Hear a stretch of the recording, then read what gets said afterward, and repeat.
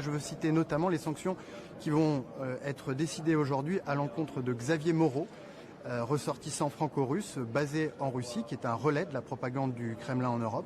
Bienvenue sur Stratpol, nous sommes le jeudi 1er janvier 2026, c'est notre bulletin numéro 271 et nous sommes toujours à Moscou et toujours sous sanctions.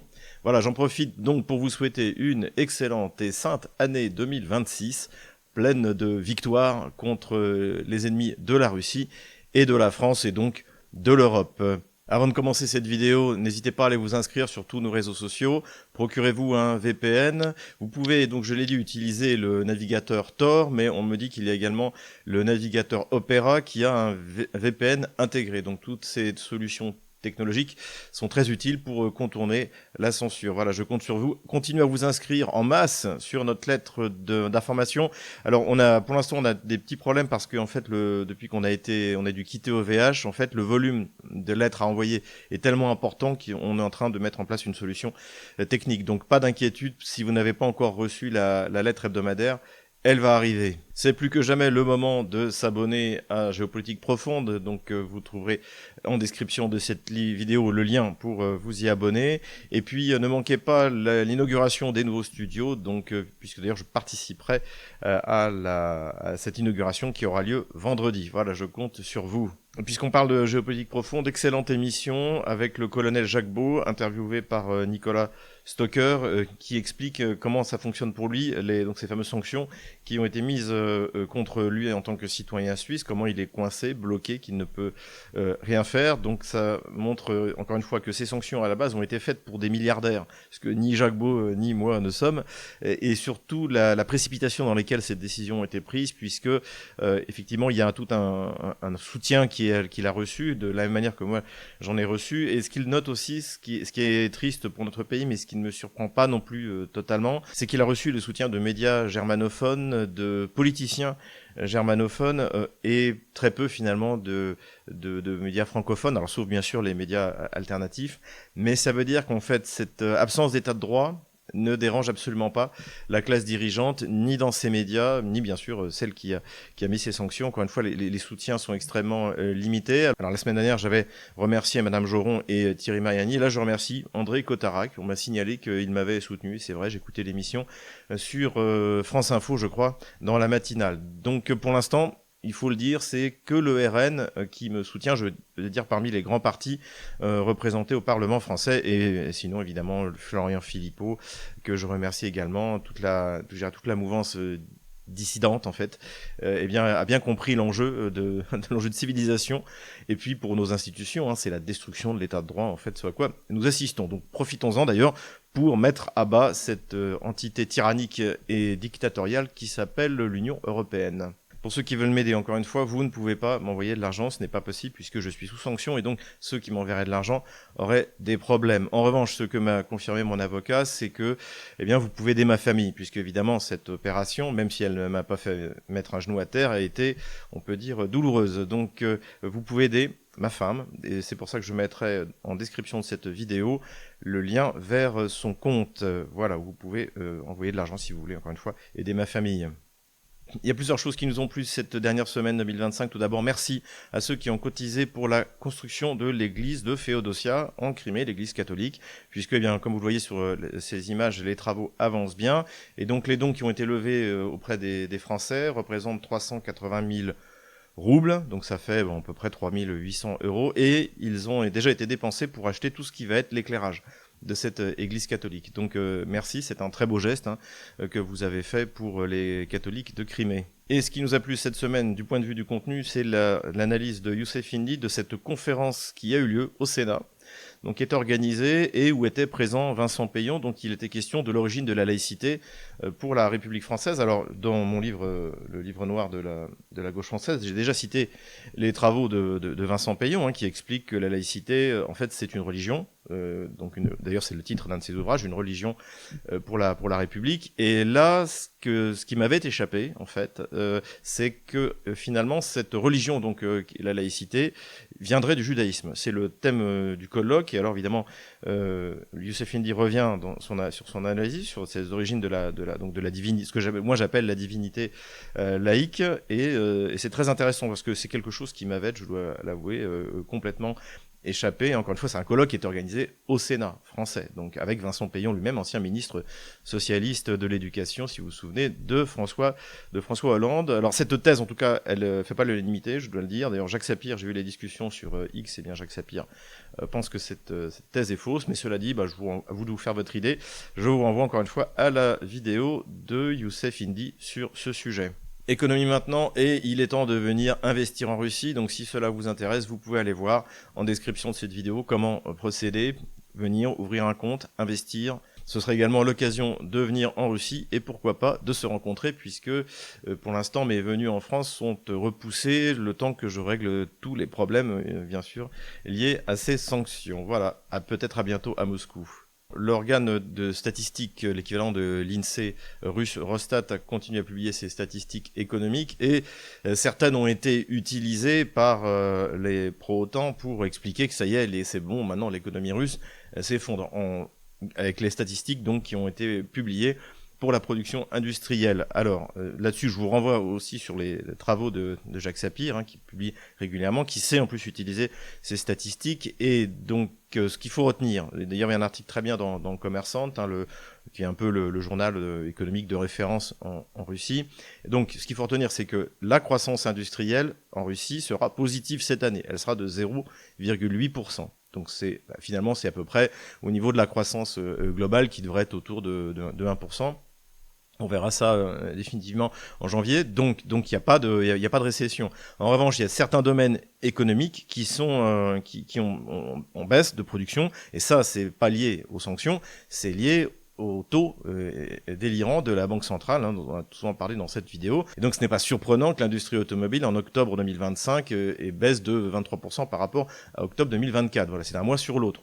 Les taux d'intérêt sont prohibitifs, donc les gens n'empruntent plus pour acheter des voitures. De la même manière qu'ils n'empruntent plus pour acheter des appartements, des maisons. Donc il y a une baisse de la production des produits des matériaux de construction. Ça aussi, c'est pas étonnant. Mais ce qui est passé sous silence par les médias gauchistes, évidemment, c'est que c'est l'industrie manufacturière, donc à haute valeur ajoutée, qui tire la croissance industrielle vers le haut, puisque elle a augmenté de 2,6%, et on a des domaines tout à fait significatifs, comme les produits pharmaceutiques, plus 15,6%, la production de produits métalliques, plus 13,9%, et l'ordinateur et les produits électroniques, plus 13%. Et le domaine finalement qui baisse le plus, c'est celui de l'extraction de matières premières. Donc on voit que les fondamentaux russes sont bons. En revanche, effectivement, les hauts taux d'intérêt de la Banque centrale ont provoqué une baisse de la demande dans certains domaines, et puis également il y a une baisse générale des prix de l'énergie en 2025. Et encore une fois, on attend janvier pour savoir combien la Russie aura gagné d'argent en vendant ses matières premières, et surtout combien l'État russe aura réussi à prélever d'argent sur cette rente pétrolière, qui représente, rappelons-le encore une fois, un peu moins du tiers du budget russe. Madame Nabiulina, dont ce pauvre Alain Bauer n'arrive pas à prononcer le nom, eh bien, a fait ses pronostics pour la croissance dans 2026, et ça devrait être entre 0,5 et 1,5%, donc à peu près ce qu'on a connu cette année. Économie toujours, et on revient sur un sujet que nous avons souvent traité, qui est la souveraineté aéronautique civile russe, donc qui a été désormais un objectif impératif depuis les sanctions en 2022. Donc on a parlé du MS-21, on a parlé du Super Jet 100 New, et également il y a un troisième avion, donc moyen courrier, qui est mis en service, qui lui est déjà en production, qui est le Tupolev 214, qui est une modernisation du Tupolev 204, donc il a déjà commencé à être produit, mais il était encore dépendant de certains sous-ensembles importés. Et là, eh bien, la Rosaviation vient d'annoncer que le Tupolev 214 désormais était totalement produit en Russie, notamment tout ce qui est l'avionique, ce qui était très compliqué à faire. Donc là, on a un avion qui a été certifié. Alors les capacités de production de cet avion sont inférieures à celles du MS-21 et du Superjet 100 à terme, mais ce sera une vingtaine d'avions, 20-30 avions par an, ce qui est pas mal, et ce qui permettra de tenir l'objectif de 600 avions 100% russes produits d'ici 2030. Ce qui n'est pas précisé dans les articles qui ont relaté cette certification réussie, c'est de savoir si, comme l'exigeait Aeroflot, notamment la plus grande compagnie russe, eh bien, l'équipage était passé de 3 à 2, comme dans maintenant tous les avions modernes, comme dans le NS-21, l'Airbus A320. Donc ça n'a pas été précisé, sachant que l'objectif, c'était précisément en 2026 de commencer à produire des avions avec un équipage de 2. Aéronautique civile russe toujours, et l'Ilyushin 114-300 a également été certifié. Alors, on en a moins parlé parce que c'est moins impressionnant, parce que c'est un avion hélice, mais en fait, c'est extrêmement important, notamment pour les vols régionaux à l'intérieur de certaines régions russes, qui sont difficiles d'accès, étant donné la géographie, comme vous l'imaginez. Et bien, donc, jusqu'à présent, ces vols, donc ces avions à hélice qui desservaient ces destinations un peu compliqué, où les aéroports ne permettent pas d'avoir de gros avions, eh bien, étaient faits par des Antonov. Donc, Antonov était un héritage soviétique qui était resté en Ukraine, et donc les Russes ont continué à utiliser ces avions, mais bon, comme tout ce qui était hérité de l'Union soviétique, ça a été pillé, il n'y a pas eu d'investissement, et l'entreprise maintenant a quasiment disparu. Je pense pas qu'elle se relèvera, donc les Russes ont dû très tôt chercher une solution, produire leur propre avion, et donc c'était l'Ilyushin 114. D'ailleurs, ça s'est fait dans la douleur, puisque je crois qu'il y a, lors d'un test, il y en a un qui s'était écrasé. Donc, en tout cas, cette fois, eh bien, c'est réussi, c'est certifié. Donc là aussi, c'est une belle victoire pour l'aéronautique civile russe, qui va devenir une des rares au monde à être 100% souveraine, de tous les points de vue, du moteur jusqu'à l'avionique. Donc ça, c'est quand même quelque chose de remarquable. Et dernière nouvelle économique qui était un beau cadeau pour la République populaire de Donetsk en ce début d'année, c'est la réouverture après reconstruction du théâtre de Mariupol. Le théâtre de Mariupol avait servi de base aux bandéristes d'Azov en 2022, et il l'avait dynamité. D'ailleurs, on voyait clairement sur l'explosion qu'en fait le bâtiment s'était écroulé de l'intérieur. Ça avait été une occasion évidemment pour les médias gauchistes d'accuser la Russie, mais ce théâtre, finalement, comme Notre-Dame de Paris, a été reconstruit, comme quoi tout ce qui est détruit par ces gens-là peut être reconstruit quoi qu'il arrive. Donc c'est une excellente nouvelle, et j'ai hâte d'aller le visiter lors de mon prochain passage à Mariupol. Politico-stratégique maintenant, et comme vous le voyez sur cette vignette, eh bien, il s'agit de faire notre bilan 2025. Alors là, je vais faire le bilan politico-stratégique, et on fera le bilan militaire dans la partie des considérations militaires générales. Le bilan politico-stratégique, eh bien, nous ne nous sommes pas trompés. Nous avons été bons, comme en 2023, comme en 2024. Alors sur l'élection de Donald Trump, là, je m'en étais remis aux spécialistes qui m'avaient affirmé que Trump allait être élu, et finalement, c'est ce qui s'est passé. Là où Stratpol a été bon, c'est qu'on avait annoncé que notre scénario le plus probable, c'était celui où Trump cessait de financer le régime de Kiev et se contentait de vendre des armes aux pays de l'OTAN pour qu'ils les donnent à l'Ukraine. C'est exactement ce qui s'est passé. Je n'ai jamais douté d'ailleurs de la volonté de Donald Trump de mettre fin à cette guerre. Simplement, évidemment, ça aussi on l'avait analysé, il y a à l'intérieur de la classe dirigeante américaine, y compris au sein du Parti républicain, des bellicistes pour qui la Russie est une menace pour leur domination mondiale. Pas que la Russie, d'ailleurs, la Russie, la Chine, l'Iran, tous ces pays-là qui disent non. Donc ça, c'était quelque chose que Trump devait prendre en compte, et je pense que c'est ce qu'il a fait. Ce qui est intéressant, c'est qu'autour de Trump, on trouve d'autres personnages comme J.D. Vance, qui a un gros potentiel peut-être pour prendre la suite de Trump, qui pense exactement la même chose, qui dit que le rôle de l'État américain, c'est de s'occuper des retraités américains, c'est pas de financer le pays le plus corrompu de la planète, comme il a dit récemment. Donc voilà, je pense qu'avec les États-Unis, on est sur la bonne voie. Je pense que les négociations, on va en reparler, mais avance parallèlement à l'armée russe sur la ligne de front, et que il y a une espèce de convergence entre la pression que met Trump sur Zelensky et ses sponsors européens et toute la clique de corrompus qui dirige à Kiev, et donc il y a une convergence avec le front, donc l'armée russe qui avance sur la ligne de front, et qu'à un moment, eh bien, quand il sera évident que Kiev ne peut plus rien faire, même avec le soutien financier des néoconservateurs européens comme la France, l'Angleterre ou l'Allemagne, et bien à ce moment-là, on aura tout d'abord un cessez-le-feu avec un retrait des troupes otano-kieviennes des zones, donc des nouveaux territoires russes encore occupés, et ensuite un traité de paix. Ça prendra peut-être plus de temps. Donc je maintiens mon pronostic pour 2026 que le scénario le plus vraisemblable, c'est celui d'un cessez-le-feu et du début des négociations pour un traité de paix durable. Le week-end dernier a eu lieu la rencontre que nous avions annoncée entre Zelensky et Trump. C'est la 4e fois que Zelensky se déplace aux États-Unis. Encore une fois, il a été pas du tout accueilli à la descente de son avion. Donc on voit que finalement la distance que prend de plus en plus Trump avec Zelensky, dont on se demande même à certains moments s'il ne se moque pas ouvertement de Zelensky en lui disant que la Russie était prête à livrer de l'énergie pas chère.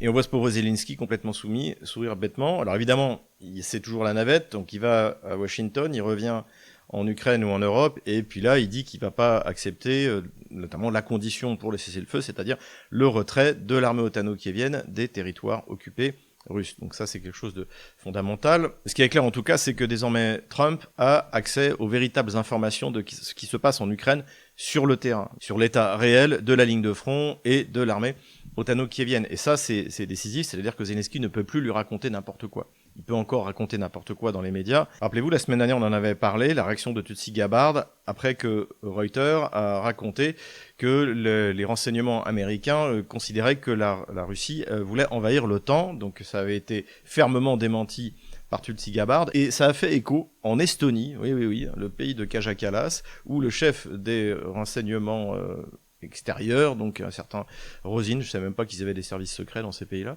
a déclaré que non, la Russie n'avait pas l'intention d'envahir l'Estonie. Donc petit à petit, on voit même dans les États baltes, c'est en train de changer, et d'ailleurs au passage, alors c'est plutôt une nouvelle économique, mais la Lituanie a décidé de prolonger le transit du gaz par son territoire vers Kaliningrad, histoire de se faire un petit billet au passage. Donc en fait, les Baltes nous empêchent d'avoir du gaz russe pas cher pour notre industrie, je veux dire nous les Allemands, les Français, mais en revanche pour eux ça leur va très bien. Vladimir Poutine en ce moment est très présent sur le terrain, et il a fait également une déclaration qui est à mon avis importante par rapport aux négociations qui continuent, c'est qu'il a dit, quand on voit la vitesse à laquelle avance l'armée russe et le rythme qui ne fait que s'accélérer et qui ne va aller qu'en s'accélérant, puisque encore une fois là l'armée russe va débouler dans des plaines de la steppe pontique où il n'y a aucune ville de taille critique avec des grands immeubles sur lesquels s'appuyer, comme ça pouvait être dans l'est de l'Ukraine, et bien que finalement que l'Ukraine enlève ses troupes ou pas, ça ne changera rien, puisque dans ce cadre-là l'armée russe fera le travail elle-même. Donc effectivement, petit à petit, comme on l'avait annoncé, l'Ukraine perd des choses à monnayer dans de futures négociations. Je pense en tout cas qu'avant ce cessez-le-feu, ce serait bien qu'il y ait une nouvelle réunification d'une autre région russe, donc d'Ukraine, notamment, ce qui me paraît le plus réaliste aujourd'hui, c'est Kharkov, pour vraiment marquer le coup, que Vladimir Poutine puisse faire la leçon aux leaders européens en leur disant, vous voyez, c'est de votre faute, à cause de vous, l'Ukraine sera encore plus petite que ce que nous demandions. Ça, c'est quelque chose, je pense, qui serait important, mais pour cela, encore une fois, il faut qu'il y ait à peu près 70% de la population de la région de Kharkov qui soit capable de voter pour un référendum de réunification, comme ça a été le cas dans les autres provinces en septembre 2022. De toute manière, même s'il y a un traité de paix qui doit être signé, ça ne pourra se faire en Ukraine que par un référendum, puisque ça entraînera une modification de la constitution du territoire ukrainien, qui va évidemment diminuer fortement. Ça fera de la France le plus grand pays d'Europe, après la Russie évidemment. Et ce qui est intéressant aujourd'hui, c'est que les sondages en Ukraine montrent que les gens sont prêts à tout pour que la guerre s'arrête. Alors évidemment, les gens sondés ne peuvent pas dire ouvertement qu'ils sont favorables à céder une partie des territoires qui aujourd'hui font officiellement partie de l'Ukraine, puisque c'est interdit par la loi. Et c'est puni gravement si vous dites qu'il faut céder des territoires à la Russie. Mais le fait est qu'il faille négocier absolument, trouver une solution, ça veut dire qu'en fait vous avez sans doute 80% de la population ukrainienne qui sera prête à voter pour un traité qui aura pour conséquence ultime le retour des territoires russes d'Ukraine à la Sainte-Russie. Terrorisme maintenant, simultanément à la rencontre entre Zelensky et Donald Trump, une attaque sur une des résidences de Vladimir Poutine dans la région de Veliki Novgorod a eu lieu, et donc avec plus de 80 drones. Le ministère de la Défense russe a publié les trajectoires de ces drones et l'endroit où ils ont été interceptés. Alors j'ai donné une interview là-dessus sur RT pour ceux qui l'ont vu. Je ne suis pas certain que ce soit Zelensky qui soit derrière. Je pense que c'est le clan belliciste à Kiev qui ne veut absolument pas de négociation. J'ai du mal à croire que même ce clan belliciste ait vraiment cru possible de toucher Vladimir Poutine, puisque évidemment ces drones ont immédiatement été détectés, abattus. Donc à partir de ce moment-là, évidemment, Vladimir Poutine devait être dans un bunker où aucun de ces drones n'aurait pu l'atteindre, si tant est qu'il d'ailleurs il était dans cette datcha présidentielle. L'important en fait, c'est que c'était fait pour saboter les négociations. Alors évidemment, ça a énormément choqué les responsables politiques partout dans le monde, notamment Lula da Silva, notamment Modi. Ça a été la panique au niveau de l'Union européenne qui a dit que c'est faux, que les Russes racontaient n'importe quoi. C'était la réaction de Kaja Kallas. Donc immédiatement, on a activé la situation de crise de communication. Le Wall Street Journal a sorti une batterie de mensonges en disant que les Russes avaient menti et qu'ils avaient un contact à la CIA qui leur avait dit, le fameux contact qu'on ne peut pas citer. Donc ça a été repris, bien sûr, par LCI, par BFM TV, en disant que c'était pas vrai. Le problème, comme je dis, c'est que désormais, eh bien, Donald Trump a accès aux renseignements militaires, aux vrais renseignements sur ce qui se passe, et en plus, les Russes ont récupéré une partie des drones et avec les systèmes de vol, de trajectoire, et qu'ils ont annoncé, d'ailleurs le ministère de la Défense a annoncé que ça avait été transmis au ministère de la Défense américain. De toute manière, le territoire russe est surveillé en permanence par les satellites américains, donc ils savent très bien à quoi s'en tenir. Donc là encore, ils peuvent raconter tout ce qu'ils veulent dans les médias, ça ne changera rien. Trump connaît la vérité. Et sur cette question, d'ailleurs, je vous renvoie à la très bonne interview de Laurent Ozon sur TV Liberté. Derrière cette attaque, il y a évidemment, selon toute vraisemblance, l'Angleterre, les services secrets anglais du MI6, et a priori, si l'on croit ce que dit le gouverneur de la région de Kherson, monsieur Saldo, les services secrets anglais sont également dans cet attentat terrible qui a eu lieu donc dans la nuit du 31 décembre au 1er janvier, dans la région de Kherson, à Khorli, où des habitants de la région s'étaient réunis pour faire la fête. Ils étaient une centaine et il y a eu, au moment où je vous parle, 24 morts et plus de 50 blessés. Donc une attaque de drone extrêmement violente sur un objectif 100% civil, où il n'y avait absolument rien de militaire dedans, avec drone incendiaire, et donc ça a été terrible. Il y a des gens qui ont été brûlés vifs. Voilà. Là encore une fois, malheureusement, on y trouve vraisemblablement, donc comme l'a dit Saldo, le service secret anglais et le bandérisme pur jus, c'est-à-dire le bandérisme avant tout est un terrorisme, et plus la défaite otano-kievienne en Ukraine sera imminente, plus ces actes terroristes vont se multiplier et seront de plus en plus aveugles. C'est comme ça malheureusement, et c'est pour ça que l'Ukraine, ce qui restera de l'Ukraine, doit être démilitarisé. Empire du mensonge maintenant, et tout de suite le moment bunker. Das war ein Befehl! Et en fait, cette semaine, on va parler de ceux qui commencent à sortir du bunker pour découvrir la réalité, pour prendre un peu l'air frais de la vérité. Et ça concerne deux vérités que nous avons énoncées depuis le début de l'opération militaire spéciale sur la réalité de ce qui se passe en Russie. La première vérité a été énoncée par la BBC, donc on ne peut pas être soupçonné d'être un agent du Kremlin, c'est même plutôt une succursale du MI6, qui explique que, en fait, alors eux ils appellent ça des oligarques, je rappelle aussi, il n'y a plus d'oligarques, les milliardaires n'ont plus aucun pouvoir politique, mais que donc ces milliardaires, eh bien finalement russes qui ont été sanctionnés, sont finalement revenus en Russie et ont rapatrié leur argent, ce qui fait qu'il y a énormément d'argent disponible, et évidemment que ces milliardaires veulent faire des bonnes affaires, notamment sur les actifs industriels qui ont été abandonnés par les pays occidentaux, notamment la France. Je rappelle que Renault a été abandonné pour 1 rouble symbolique, avec un droit de retour dans 6 ans, c'est-à-dire maintenant dans 3 ans. Donc évidemment, ces milliardaires veulent investir dans des actifs industriels de cette qualité. Et donc ça montre l'échec total de ce que j'appelais le syndrome Paul Ier, lorsque les commerçants de Saint-Pétersbourg ont assassiné l'empereur Paul Ier parce qu'il était trop proche de Napoléon pour mettre à la place Alexandre Ier, qui lui voulait résolument finir avec l'empereur français. Donc comme les Occidentaux ont surestimé le poids et le pouvoir de ces milliardaires qu'ils prenaient pour des oligarques, eh bien ils les ont sanctionnés, et ce qui a forcé ces milliardaires à rapatrier leur argent, ce que Poutine leur demandait depuis 2000.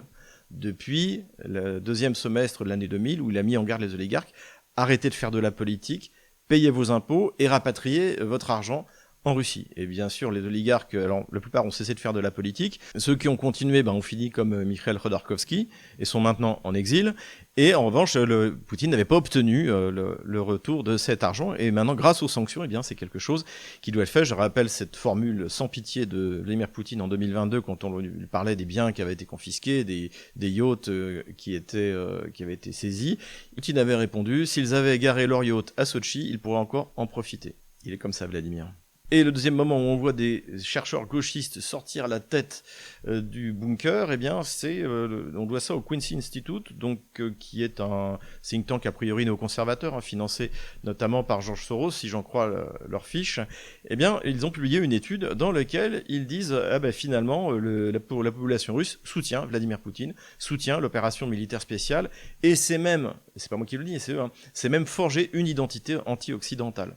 Voilà, ça je l'ai expliqué depuis longtemps. Alors c'est pas que l'opération militaire spéciale, c'est aussi parce que l'Occident LGBT est considéré comme une entité dégénérée. Et finalement, donc ça a consolidé, renforcé la société russe. C'est ce que j'explique depuis 2022. Et maintenant, ça sort dans des instituts néoconservateurs. Donc ça c'est important parce que ça montre quand petit à petit dans une certaine presse et dans certains instituts pourtant hostiles, alors essentiellement anglo-saxons, la réalité de l'inévitabilité de la victoire russe est admise. Considération militaire générale maintenant. Alors du point de vue militaire, pour Stratpol, on peut dire que là aussi on a fait un sans faute comme on avait fait d'ailleurs en 2023. Et en 2024. 2025 a notamment montré que l'opération absurde dans la région de Koursk par les forces otano-kieviennes était une grave erreur et un accélérateur de la victoire russe, puisque ça a coûté très cher aux otano-kieviens, qu'ils ont perdu de très bonnes troupes, et que le résultat a été, donc à partir du mois de mars, que c'est désormais l'armée russe qui a avancé dans la région de Soumy. Et d'ailleurs, en ce moment où je vous parle, l'offensive a repris dans cette région en direction de la capitale régionale. Donc ça, là-dessus, on a eu raison. En dehors de la liquidation de l'offensive de Koursk, on a observé donc la prise de Pakrovsk-Mirnograd, on a observé la poussée vers Konstantinovka et on a observé l'avancée extrêmement importante ces 3 derniers mois sur le front de Zaporozhye. Et là aussi, ça confirme une de nos analyses que nous avions fait depuis 2022, que je répète assez souvent, pardonnez-moi, c'est qu'au fur et à mesure que les Russes vont avancer vers l'ouest, les otano-kieviens n'auront plus de cités sur lesquelles s'appuyer, d'usines, de mines, comme c'était le cas avant. Et ça, plus les pertes ukrainiennes considérables, permettent à la Russie d'avancer beaucoup plus vite. Le bilan, pour ceux qui aiment les kilomètres carrés, c'est 6200 kilomètres carrés en 2025. C'est la meilleure année, sauf bien sûr 2022, où là on avait atteint 60 000 kilomètres carrés de libérés par l'armée russe.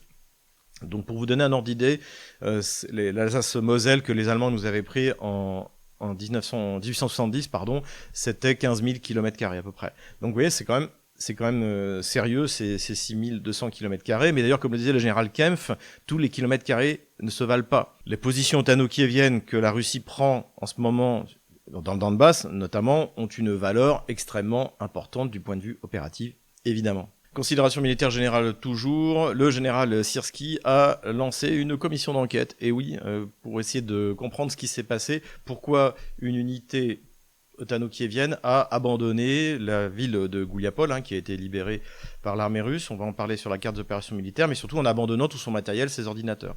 Donc ça s'appelle une débâcle, c'est la fuite, et je pense que ce sont des scènes auxquelles nous allons avoir droit de plus en plus sur la ligne de front. Et ce n'est pas tout concernant le général Syrski, je rappelle, c'est le chef d'état-major de l'armée otano-kievienne, et donc il a également souligné, quand on lui a dit qu'il fallait se replier de Pakrovsk, on lui reproche d'ailleurs de ne pas avoir donné l'ordre suffisamment tôt de se replier de Mirnograd et de Pakrovsk, et il a dit « mais où voulez-vous que j'aille ? Il n'y a nulle part où aller ». Et là aussi, encore une fois, c'est ce qu'on explique depuis le début, une fois sorti du Donbass, ça va être beaucoup plus rapide. L'avancée russe va être beaucoup plus rapide, même avec ces lignes de défense qui ont été construites. Des lignes de défense, il doit y avoir des troupes derrière, et qui doivent pouvoir intervenir. Or, des troupes, on sait pertinemment qu'il en manque, et d'autant plus que la Russie maintenant peut attaquer de tous les côtés.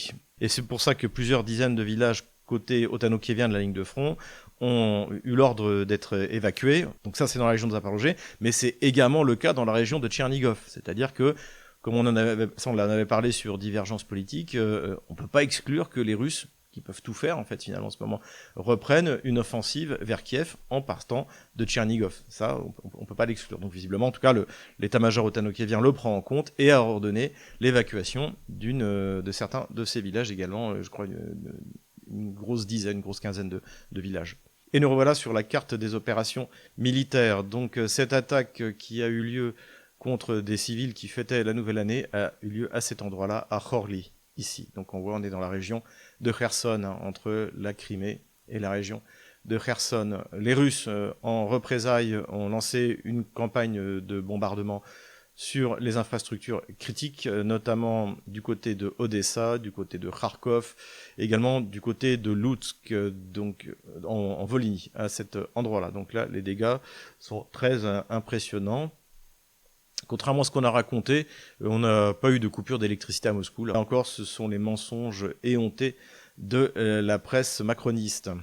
Sur la ligne de front maintenant, donc là où des villages ont été évacués, c'est dans la région de Tchernigov. Les villages se situent à peu près à cet endroit. Et comme on voit d'ailleurs, les Russes ont commencé une légère poussée et se sont emparés de Komarovka ici et de Kharkovka ici, à cet endroit-là. Donc évidemment, le but aussi des Russes, ça peut être tout simplement d'attirer des réserves otano-kieviennes pour dégager d'autres endroits du front. Mais comme on le voit, le Kiev n'est pas loin de la frontière russe. Kiev, c'est 300 km, donc c'est relativement à côté. Les Russes continuent leur poussée du côté de Soumy, mais le front n'a pas bougé depuis la semaine dernière. Du côté de Kupiansk, alors c'est le flou le plus complet. J'ai pas arrêté de changer la carte cette semaine parce que en fait il y a des images qui arrivent dans tous les sens. Donc en fait, ce qu'il faut retenir, c'est que c'est le brouillard de la guerre. Par exemple, j'avais retiré Moskovska, croyant que les otano-kieviens avaient reprise, et finalement on a vu des soldats russes qui s'y promenaient. Et là c'est pareil. Encore une fois, je ne sais pas exactement où on en est. Vraisemblablement, la 4e bataille de Kupiansk, c'est-à-dire qui était la contre-offensive otano-kievienne, qui avait démarré il y a quelques semaines, est en train de s'essouffler et les Russes sont en train de liquider les dernières résistances. Vraisemblablement, mais encore une fois, on ne peut pas être catégorique, en tout cas il est encore un peu tôt, pour retirer la petite punaise rouge. Au sud, donc dans la direction de Borovoïa, ici les Russes ont nettoyer ces zones au nord donc de cette localité, très importante pour pouvoir finir de nettoyer la rive est de la rivière Oskol et puis de pouvoir se rabattre vers Izium. Là, c'est extrêmement important pour la bataille de Slaviansk qui devrait bientôt commencer. Les Russes ont réussi un joli coup en perçant à l'intérieur des massifs forestiers, pourtant très difficiles à prendre, et se sont emparés de la localité de Sosnovo à cet endroit-là. Donc l'idée ensuite, c'est de reprendre Sviatogorsk, la lore de Sviatogorsk, pour pouvoir exercer un contrôle sur cet axe, évidemment, qui va vers Slaviansk, on en a déjà parlé. Les Russes ont également bien amélioré leur position plus à l'est, puisqu'ils ont complètement libéré la localité de Dobrova, à cet endroit-là, et continuent leur poussée pour s'adosser à la rivière Donetsk. La poussée continue également, donc là on est dans la direction de Slaviansk, le but c'est de s'emparer de ce nœud ici, rail Alexandrovka. Donc dans cette zone-là, les Russes continuent leur poussée, mais la ligne de front n'a pas bougé. En revanche, là, ils ont poussé et ont pris pied dans différentes localités. Donc l'idée, comme sur le reste du front, c'est l'encerclement, et là on le voit, les Russes ont progressé et ont pris pied dans ces localités, le nom de la M03, donc le but encerclé, rail Alexandrovka. Plus au nord maintenant, les Russes continuent leur effort du côté de Konstantinovka. L'état-major russe affirme contrôler la moitié de la localité, mais pour l'instant, j'ai pas bougé la ligne de front parce que ce n'est pas confirmé. Plus à l'ouest maintenant, après avoir donc liquidé le chaudron de Mirnograd, les Russes ont repris leur progression vers Dobropila, donc ils se sont emparés définitivement de Novo-Charkovo à cet endroit-là et se dirigent vers Novi Donbass et Bieletsky à cet endroit-là. La contre-offensive otano-kievienne vers Rodinskoye a échoué, donc on va l'effacer. D'après les informations qui circulent, le général Syrski, le chef de l'armée otano-kievienne, aurait massé des troupes à Grichino, à cet endroit-là, pour tenter une nouvelle contre-offensive vers Pakrovsk, celle de la semaine dernière. C'était très mal terminé, quasiment une attaque suicide. Plus à l'ouest maintenant, les combats font rage pour Novopavlovka qui devrait tomber côté russe au début de cette année. Les Russes aussi avancent bien plus à l'ouest, ils se sont emparés de Andreevka et seraient sur le point de prendre Bratskoye à cet endroit-là. Donc là aussi évidemment, tous ces combats ont lieu dans le cadre de l'offensive vers Zaporozhye.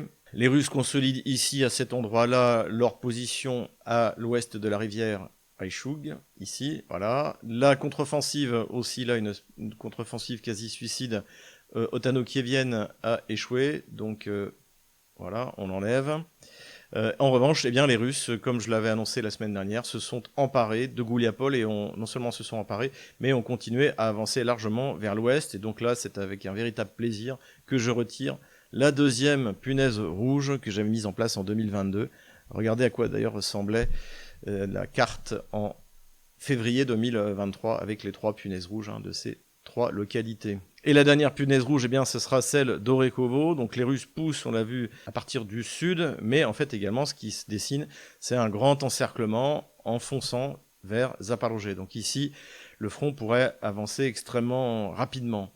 Il avance d'ailleurs rapidement maintenant au sud de la ligne de front, puisque les Russes se sont quasiment emparés de Primorskoye. Ici, ils ont libéré la localité de Loukanovskoye à cet endroit et continuent à pousser vers le nord et vers l'est, comme ça. Donc là aussi, encerclement d'Orekhovo en perspective. Et comme le soulignait un des chefs d'état-major russe, désormais, les Russes sont à 15 km de Zaporozhye, la capitale régionale, qui, je rappelle, appartient désormais, fait partie de la Fédération de Russie. Voilà, j'enlève la ligne de front de la semaine dernière. Voilà où nous en sommes au 1er janvier 2026. Voilà, j'espère que cette vidéo vous a plu. N'hésitez pas encore une fois à vous inscrire sur tous nos réseaux sociaux pour ne rien manquer. X, Telegram, Odyssey, Rumble. Inscrivez-vous sur notre lettre d'information, notre newsletter, pour faire un affreux anglicisme. Et c'est comme ça qu'on pourra rester en contact. Et en tout cas, surtout, 2026 sera une année de bagarre. Et je dois dire que, étant français, c'est pas fait pour me déplaire. Donc tenez bon, courage, on les aura.